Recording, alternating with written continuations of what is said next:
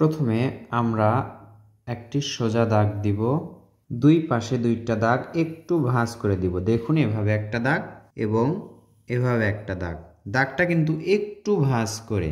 এরপর দেখুন এখান থেকে সোজা একটা দাগ, এখান থেকেও সোজা একটা দাগ, এই দুই দাগটা সমান হবে। এবার দেখুন এখানে আমরা একটা দাগ দিব এবং এই দাগটা উপরের দাগের থেকে একটু বড় করব।